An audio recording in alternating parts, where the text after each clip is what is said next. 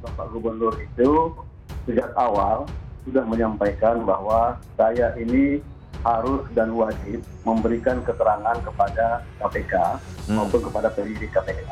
Ya. Itu sejak awal beliau sampaikan, dan konsistensi beliau ini tidak berubah. Hanya ada dua hal yang membuat kemudian belum bisa menghadap KPK. Ya. Pertama, karena kondisi kesehatan beliau ini betul-betul dalam keadaan sakit. Tidak ada politisasi di sini, yang ada politik hukum. Beda ya politisasi hukum dan politik hukum.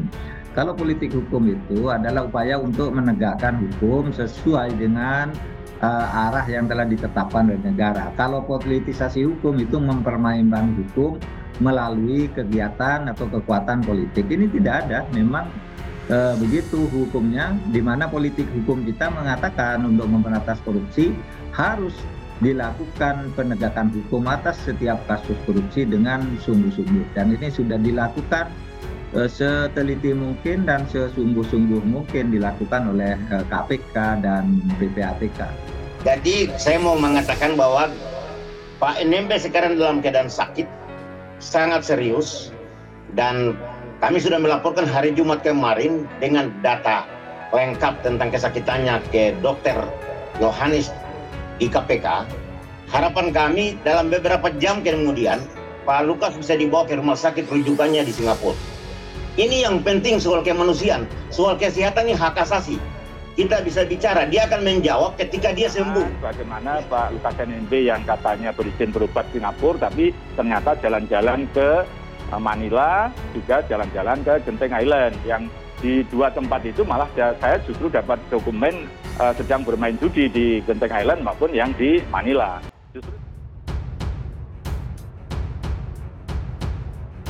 Foto terkini Lukas NMB setelah berstatus tersangka KPK. Gubernur Papua Lukas NMB dikabarkan masih mengalami sakit sehingga tak dapat memenuhi panggilan penyidik KPK. Lantas seperti apa kondisi terkini Lukas? Berdasarkan dokumen foto yang didapat detik.com Kamis 29 September 2022, Ketua Komnas HAM Ahmad Taufan Damanik terlihat mengunjungi Lukas NMB di kediamannya. Dalam pertemuan itu, Lukas NMB dan Taufan Damanik terlihat duduk di satu meja. Lukas sendiri terlihat mengenakan baju berwarna biru gelap. Dia duduk di sebuah kursi berwarna putih. Dalam unggahan tersebut juga terlihat dokter pribadi Lukas NMB yakni Anton Mote yang duduk di seberang Taufan Damanik dan Lukas NMB. Dari foto tersebut terlihat Anton Mote tengah menerangkan sesuatu. Dihubungi terpisah, penasehat hukum Lukas NMB yakni Stefanus Roy Rening membenarkan adanya pertemuan antara pihak Komnas HAM dan Lukas NMB. Dia menyebut pertemuan itu terjadi pada Rabu 28 September dan difasilitasi oleh Komnas HAM Papua. Rening mengaku pertemuan tersebut menyangkut persoalan hak asasi manusia terhadap Lukas NMB. Komnas HAM saat itu ingin memastikan keadaan dan kondisi Lukas NMB. Kemudian, Rening mengaku dalam pertemuan itu Lukas NMB dan Taufan Damanik juga sempat mengobrol via telepon seluler dengan Direktur Penyidikan KPK Asep Guntur. Dia mengatakan komunikasi itu diinisiasi oleh Asep Guntur agar dapat menyampaikan pesan kepada Lukas NMB. Adapun dalam komunikasi Lukas NMB dan Asep Guntur, kata Rening, keduanya membahas soal kepastian Lukas NMB. Untuk datang ke Jakarta, Rening menyebut Asep Guntur berusaha untuk mengajak Lukas NMB agar diperiksa di Jakarta sebelum dirawat di Singapura. Maki sebut Lukas NMB bohong soal punya tambang emas. Masyarakat Anti Korupsi Indonesia atau Maki menuding Gubernur Papua Lukas NMB bohong soal tambang emas. Maki menyatakan Lukas NMB tidak punya tambang emas di Mamit, Tolikara. Hoax, kata koordinator Maki Boyamin Saiman lewat keterangan tertulis Jumat 30 September 2022. Boyamin mengatakan tidak ada tambang emas di Mamit, Tolikara. Dia mengatakan telah menelusuri situs Kementerian Energi dan Sumber Daya Mineral dan Kementerian Investasi. Hasilnya, kata dia, tidak ditemukan ada izin tambang emas di kampung halaman Lukas NMB tersebut. Menurut Boyamin, dengan tidak ditemukannya izin-izin tersebut maka bisa dipastikan tidak ada penambangan legal di Mamit, Tolikara. Dia mengatakan jika ada penambangan di sana, maka tambang itu ilegal dan melanggar Undang-Undang Minerba.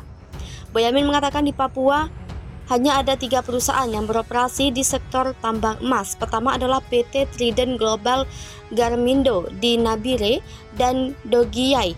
Lalu PT Iriana Mutiara Edinburgh di Pegunungan Bintang dan PT Freeport Indonesia di Mimika serta Pinai. Maki mempertanyakan asal kekayaan Lukas NMB yang kemudian sebagiannya dipakai berjudi di Singapura. Uang Gubernur Papua Lukas NMB diduga mengalir kasino Australia. Aliran uang Gubernur Papua Lukas NMB sedang tersandung kontroversi terkait judi. Uangnya diduga mengalir hingga kasino Australia. Dilaporkan ABC Australia Sabtu 1 September 2022, Lukas NMB diduga menyalahgunakan setidaknya 560 miliar rupiah sejak 2017 dan menghabiskan sebagian besar dana tersebut di kasino luar negeri termasuk Singapura dan Australia. Kini skandal tersebut telah menyebar ke Australia di mana penyidik Indonesia mengkonfirmasi jika mereka sedang memeriksa transaksi di Crown Casino di Perth dan deposito bank yang mencurigakan di Perth dan Melbourne. Pekan lalu, Pusat Pelaporan dan Analisis Transaksi Keuangan Indonesia mengungkapkan pihaknya sedang menyelidiki beberapa jejak uang yang mencurigakan selama 5 tahun terakhir, yang melibatkan rekening bank pribadi Lukas NMB atau rekening yang diduga ia kendalikan. Pihak berwenang telah mengkonfirmasi kepada ABC jika mereka sedang menyelidiki sumber uang yang diduga dihabiskan Lukas NMB di Perth Casino berjumlah sekitar 500.000 US per tahun sejak 2017. Satu sumber mengatakan kepada ABC jika NMB dicurigai menghabiskan dana lebih dari sekadar bertaruh di kasino. Komisi Pemberantasan Korupsi sedang menyelidiki semua aset keuangan Lukas NMB di Australia. Tidak jelas apakah dia memiliki properti di Australia atas namanya. Organisasi Transportasi Internasional menyebut kasino di Australia telah menjadi tujuan pencucian uang. ABC mendapat informasi jika rincian transaksi ke atau rekening bank Australia menjadi bagian dari 12 laporan yang baru-baru ini dikirim PPATK ke Komisi Pemberantasan Korupsi sebagai bagian dari penyelidikannya terhadap Lukas NMB. Pekan ini, Organisasi Anti Korupsi Masyarakat Anti Korupsi Indonesia mengatakan kepada ABC jika mereka memiliki bukti Lukas berada di Australia pada bulan Juli tahun ini. Maki memberikan salinan manifest penerbangan yang menunjukkan Lukas NMB adalah satu-satunya penumpang di jet pribadi yang terbang ke Brisbane dari Dili di Timor Leste pada 10 Juli lalu.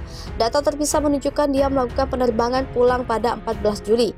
Saat ini sedang ada penyelidikan untuk mengetahui dari mana uang itu berasal, apakah Lukas menyedot uang dari dana otonomi khusus yang dialokasikan setiap tahun oleh pemerintah Indonesia untuk proyek-proyek pembangunan dan pendanaan operasional di Papua. Pengacara Lukas menolak semua tuduhan. Mereka membantah Lukas telah menyalahgunakan uang rakyat dan mengatakan tuduhan itu bermotif politik. Sebagai Gubernur Papua, Lukas NMB menguasai dan memiliki akses dana otonomi khusus selama hampir 1 dekade. Sejak 2013 ketika ia terpilih sebagai gubernur, pemerintah Indonesia mengalokasikan dana otsus setara dengan 500 triliun rupiah menurut Menteri Politik Hukum dan Keamanan Indonesia, Mahfud MD. Bulan ini sudah 2 kali KPK memanggil Lukas NMB untuk dimintai keterangan setelah menetapkannya sebagai tersangka atas dugaan suap senilai 1 miliar rupiah dari seorang pengusaha Papua. Tetapi Lukas sudah 2 kali gagal diperiksa langsung oleh KPK karena alasan sakit. Selama 2 minggu terakhir, Lukas berada di rumahnya di Jayapura. Tim pengacara mengatakan saat ini kaki Lukas bengkak dan kesehatannya secara umum dalam kondisi yang buruk karena penyakit diabetes dan stroke. Dapat beberapa tahun terakhir ia sudah menjalani operasi jantung dan pankreas. Mereka membantah Lukas sudah mengantongi uang publik sambil mengatakan tuduhannya bermotif politik karena statusnya sebagai anggota Partai Demokrat. Muhammad Rifai Darus, juru bicara Lukas NMB, mengatakan pembagian dana otsus yang dilakukan gubernur sudah sepenuhnya sah dan dugaan suap dari pengusaha adalah uang miliknya pribadi. Pengacaranya juga berusaha menjelaskan jika kekayaan Lukas adalah kekayaan pribadi karena memiliki tambang emas di Papua. KPK mengatakan jika Lukas bisa membuktikan kekayaan dan pengeluarannya yang sah, maka kasusnya akan dibatalkan. Sejak awal pekan lalu, ribuan pendukung Lukas berada di luar rumahnya di Jayapura sebagai proses atas tuduhan korupsi kepada Lukas dan menuntut kasusnya dibatalkan. Mereka memblokade rumah untuk mencegah aparat penegak hukum menggerebek rumahnya dan menangkapnya. Presiden Indonesia Joko Widodo sudah mengeluarkan imbauan agar Lukas menghormati panggilan KPK. Presiden Jokowi mengatakan semua warga negara Indonesia memiliki kedudukan yang sama di mata hukum.